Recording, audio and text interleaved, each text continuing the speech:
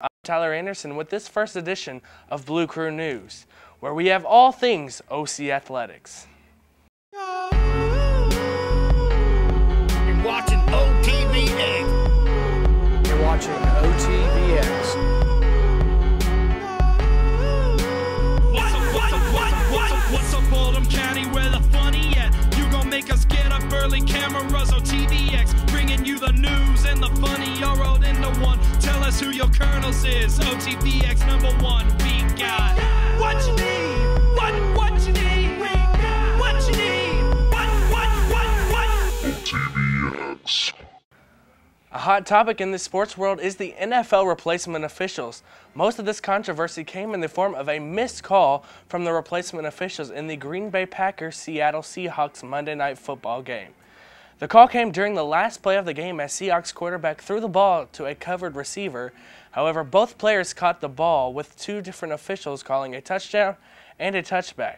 However, after review, they gave it to the ref with two arms in the air signifying a touchdown.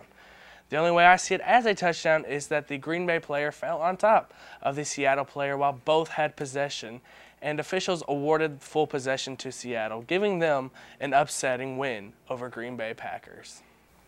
The replacement officials were put in place during the season due to an unsuccessful contract negotiation between the NFL and the NFL Referees Association. This isn't the first time we've seen replacement officials. The last time we've seen this was during the 2001 season, but the negotiations were completed before the regular season, unlike this season. But the wait is now over. The regular officials are back. That means no more 5-hour football games and more control over the games. The NFL and the NFLRA reached an agreement late Wednesday night to get the seasoned officials back on the field.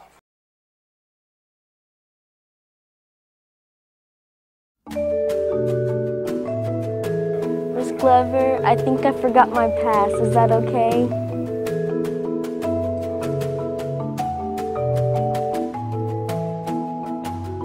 Bring me your library pass. It's not that hard.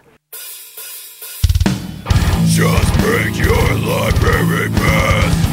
It's not that hard. Just bring your library pass. It's not that difficult.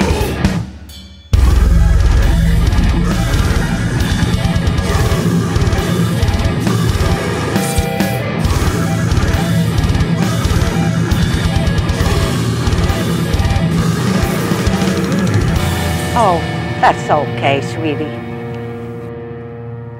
Now to sport news closer to home. A rumor has been roaming around OC hallways for the past couple of weeks that North Oldham football team has had their wins revoked. Well, that's all it is, a rumor. According to North Oldham's head coach, he knows nothing about having wins revoked or having an ineligible player. Our football team will be in search of a win, but they have to wait until next week. This Friday is an off week for the Colonel Gridiron. The team is dealing with a number of defensive players sidelined with injuries. Standout running back Chris Caudell has been ineligible for 3 weeks, but will be back in the lineup when OC takes on Fern Creek October 5th. An OC team experiencing great success is our girls soccer team. Anthony Johnson takes us to the field. The Lady Colonels soccer team has already made huge strides this season by defeating county rival South twice and sitting high in the state rankings. OTVX sat down with Shelby Cohen, Haley Kemper, and Kerrigan Owens to hear how the Lady Colonels feel about their newfound success. Well, so far we've had a really good season. We've only lost 2 games, and that was against 2 really good teams, and we bounced back right away, and we're working really good as a team so far. I think we're a lot closer this year, which makes our communication better, and our defense is pretty good, but we can always work on things. While every team has room for improvement, the Lady Colonels continue to climb to the top of the state ranking. Well, before we lost, we were 6th in the state, and we were really proud of that.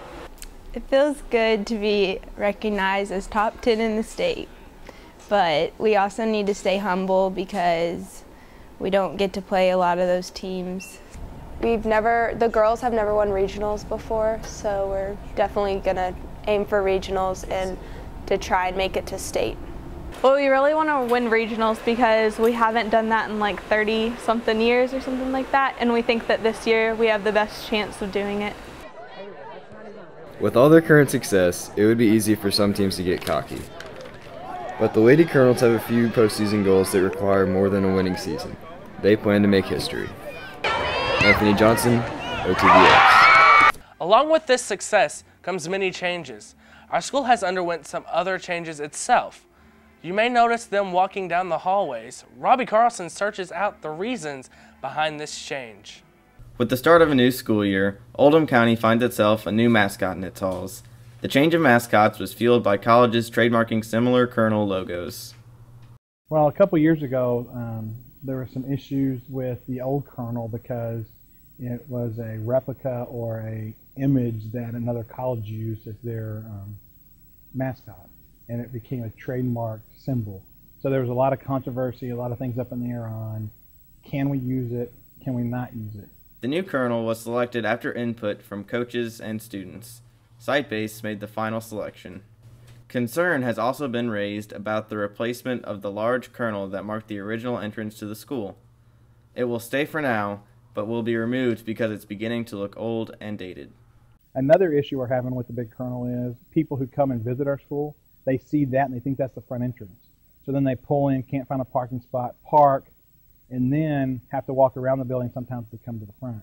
Students have not yet fully accepted the change. I like that they tried to give it a more modern look, but it's also a bit frightening, so I'm not that much of a fan of it. This one, I mean, I guess it's all right. I like last year's better. I mean, it seemed a lot more classic, I guess. I mean, I don't see that one going on a t-shirt. He's kind of a shady looking guy, but the ones out like on the soccer fields and the football field, that one isn't too bad. Over time, the new logo will become part of Colonel tradition.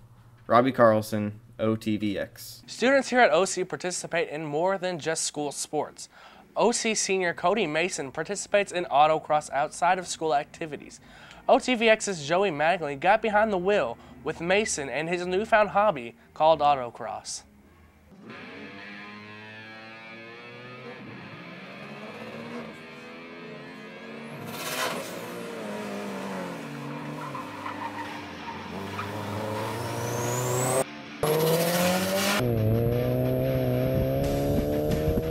Speeding down lanes, drifting on turns, slamming through the gears, just driving the way most teenage boys and some girls fantasize of driving is a routine weekend for senior Cody Mason. I started autocross like in June maybe. I got the Miata and my dad brought me to an event without the car and he was like, hey, come check this out, you might like it. Mason's found autocross is definitely to his liking and is hooked. I guess I just hooked right there, you know what I'm saying? It was just kind of that like adrenaline rush, like you're going fast, making fast turns. Autocrossing, or Solo 2, is a contest of driving skill. Drivers run against the clock on short courses that emphasize cars' handling, agility, rather than speed or power. Speeds and hazards to spectators, participants, and property do not exceed these encounters in normal legal highway driving. Autocross falls between the oval track racing of NASCAR and the street racing of Grand Prix. The course is usually like a minute long. Anybody can do it, you just gotta have a car. The Kentucky Region Sports Car Club of America hosts events year-round. The club is hosting an event Sunday morning on the UPS parking lot. For more information, go to the club's website, kyscca.com. Mason hopes to have a future in speeding around courses. It's too early to tell. I want to go into road racing, which is like IndyCar racing, course racing, track racing. I don't know. I love autocrossing. It's just fun. It's just something to do on the weekends. I love cars.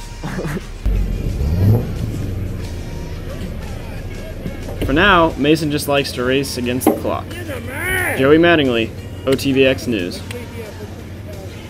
Back in the hallways of OC, all of our sports teams have had an okay season thus far. Boys soccer is 7-7 on the year. Girls soccer is 12-2.